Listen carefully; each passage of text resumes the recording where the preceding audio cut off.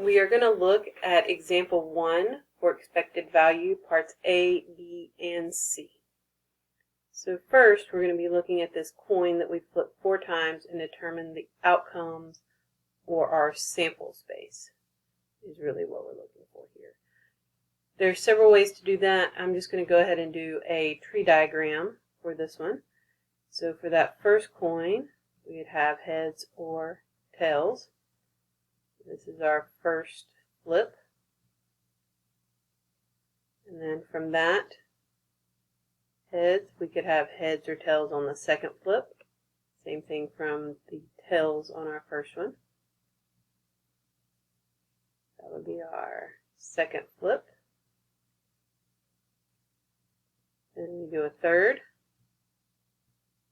Heads, tails. For each of those.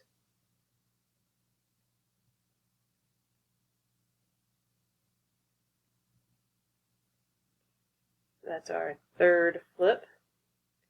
And then our last one,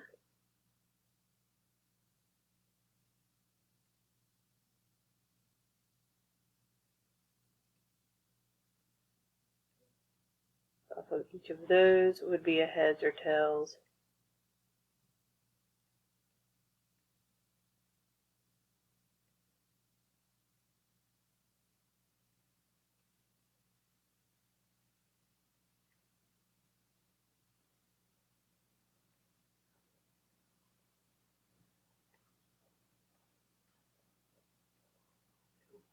That would be our fourth flip.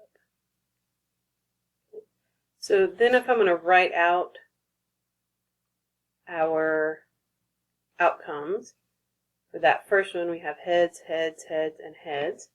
So that would just be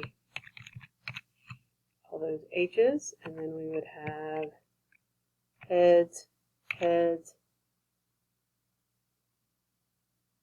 heads, tails. Okay, that would be to there. So then we're going to go to our next one. And I'm just going to go ahead and make that whole list. Okay, so now I have my whole list here of our outcomes. You can see that I have 16 of them, which I should have because since I flipped a coin 4 times and each one has 2 outcomes, to get that total number of outcomes,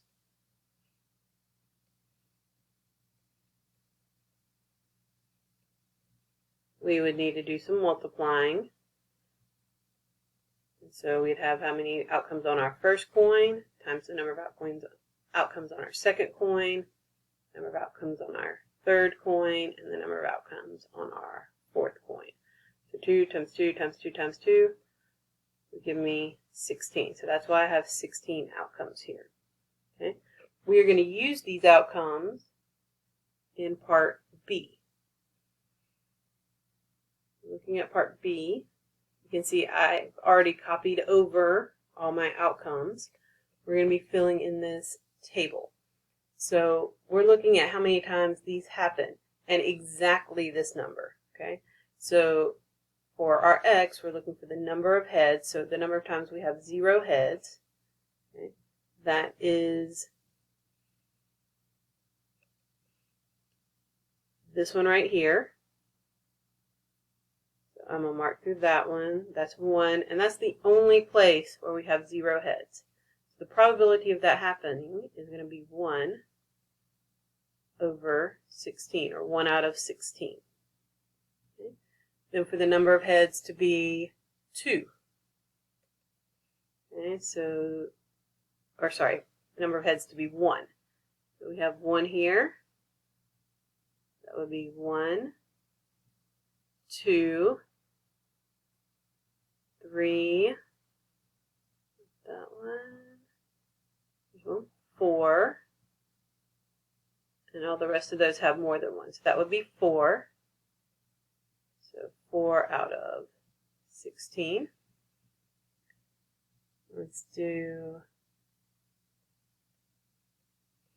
the 2 heads. So if we're looking for 2 heads, we have one here, so that's 1, 2, 3,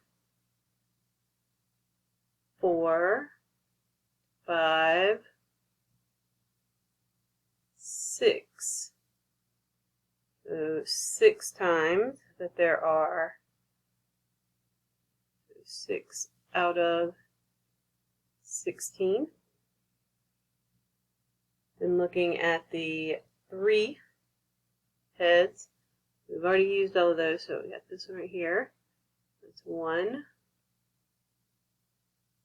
2, 3, 4. Where there were 4 heads, or sorry, 3 heads. And then there's only one left that is 4 heads. So those would be our probabilities for each of those happening. Okay. So to get our expected value, now we're going to use our value they're worth times our probability that it will happen and add those up. Okay. So when we're looking for expected value, we would have our first one's value, which is 0, times its probability, plus the second one's value, times its probability, and then we keep going, so plus 2 times 6 over 16, plus 3 times 4 over 16, plus 4 times 1 over 16. And then we would multiply, or do our multiplying, and then add those up.